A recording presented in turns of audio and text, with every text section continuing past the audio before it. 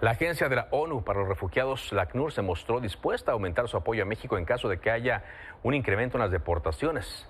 Está con nosotros Giovanni Lepri, representante de la ACNUR en México. Gracias por acompañarnos, Giovanni. Sí, Carlos, buenas tardes. Un saludo desde Tapachula. Muchas gracias. Pues ahí tenemos ya los dos lados, la situación en la frontera sur, ¿no? Que vienen muchos migrantes de Centro Sudamérica y de otros países. Y en la frontera norte, ¿hay riesgo con su experiencia y con lo que vemos de una crisis grave en México a raíz de estas deportaciones, Giovanni? Pues yo más que de una crisis diría que definitivamente hay una presión mayor Ujú. en este momento en México respecto a la que había hace una semana, o sea, antes de la toma de posición del nuevo presidente de Estados Unidos. Pero yo diría que más en este momento que concentraron en el tema de las deportaciones, sí les quería mencionar sobre todo el tema de las decenas de miles de personas, según cifras oficiales por parte del gobierno de Estados Unidos, habían 270,000 personas que ya se habían inscrito en la aplicación de CBP One para poder acceder a los Estados Unidos. Recordemos que esta aplicación es accesible solamente desde México y entonces podemos asumir que la mayoría de estas personas están en México y que en este momento no pueden seguir su proceso para acceder a Estados Unidos.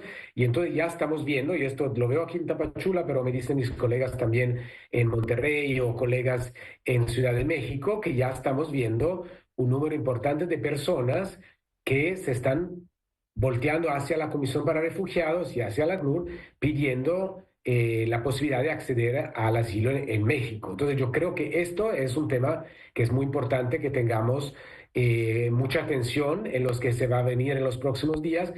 Le digo también que aquí en Tapachula esta mañana estuve en el centro de registro. Estamos hablando de muchas familias, personas con niños y niñas. Quería decir, quitamos. Sé que México no lo usa, pero se escucha a veces hablar de inmigrantes o refugiados como criminales o como personas que han hecho algo mal. Pues no han hecho absolutamente nada de mal, sino estar buscando una oportunidad para su vida, para sus hijos. Entonces creo que tenemos que recordarnos de mantener la humanidad de las personas al centro y ver los temas con objetividad o qué se puede hacer para responder a esta que yo no llamaría una crisis, pero sí creo que va a ser mucha presión. Giovanni, ¿qué tipo de mecanismos se podrían aprobar o se podrían poner en marcha en caso de que aumente la llegada de deportados? Yo creo que hay que hacer un proceso de lograr tener un sistema para reconocer las necesidades de estas personas. Esto creo que es el primer punto. Vamos a tener y tenemos varias categorías o varios grupos poblacionales entre las personas, como decía, extranjeras que están llegando desde el sur del sur del continente hacia México y siguen llegando, porque tenemos cada día, por lo menos aquí en la Comisión para Refugiados, 700-800 personas por día que están entrando y pidiendo asilo. Tenemos personas que posiblemente mexicanas o también eventualmente también extranjeras que van a ser deportadas, de las cuales algunas, varias, muchas, pues no van a poder volver a sus lugares de origen, que sea en México o que sea en otros países. Entonces yo creo que una capacidad de identificar estas necesidades y acompañarlas en un proceso de estabilización y de integración aquí en México, creo que va a ser uno de los grandes temas.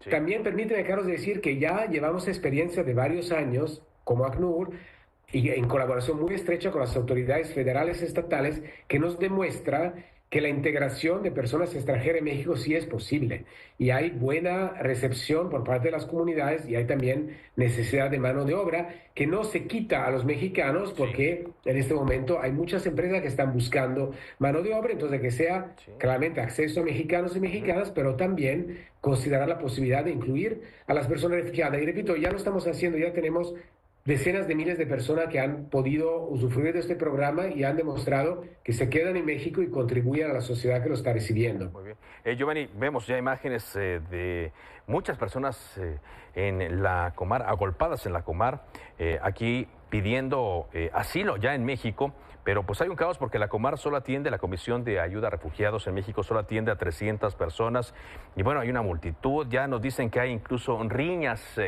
afuera de las oficinas de la Comar aquí en la Ciudad de México, es aquí donde pues ahí también podrían actuar, nos decía, junto con la Comar. Sí, absolutamente, ¿no? La Comar es una institución fundamental en este proceso por ser la institución federal encargada de, muy importante, Carlos, un punto, encargada de identificar quién es, pero también quién no es refugiado. O sea, el tema de la Comar no es que todo el mundo sea refugiado, no, absolutamente. Las personas que se presentan solicitan asilo y la Comar tiene que tener la posibilidad de, en manera justa y eficaz, definir quién tiene esta condición y quién no. Entonces, yo diría que hay dos elementos fundamentales. Uno, una Comar fuerte, capaz, con personal, con estructura, con fondos y recursos para poder actuar frente a una presión adicional. No la llamo crisis, pero una presión adicional. Pero del otro lado, muy importante también que las personas que no son refugiadas, pero que tal vez no pueden o no quieren volver a sus países de origen, pues que hay unas alternativas de regularización migratoria, que no sea a través de la Comar, pero sea, por ejemplo, visas temporales de trabajo, y ahí trabajamos con otras organizaciones de Naciones Unidas que no se encargan de refugiados, sino de otros grupos poblacionales, para que haya esta atención de un lado a las personas refugiadas, del otro lado a personas que estarían en otro estatuto migratorio, y claramente los que quieren o pueden volver a sus países de origen, pues también procedimientos de retorno voluntario a los países de origen. Esto también debe ser. Pero lo que yo creo, Carlos, es que hay que buscar respuestas integrales. No hay, como dicen los anglosajones, one size fits all, o una política que responda a todas las necesidades. Son grupos poblacionales muy distintos que necesitan, tienen necesidades muy distintas. Y yo creo que ahí es donde va a ser el desafío, porque el tiempo es poco y la necesidad es mucha. Giovanni, gracias por esta entrevista. Muy amable. Muchas gracias a ustedes. Un saludo a ti, a todo tu auditorio. Muchas gracias, Giovanni.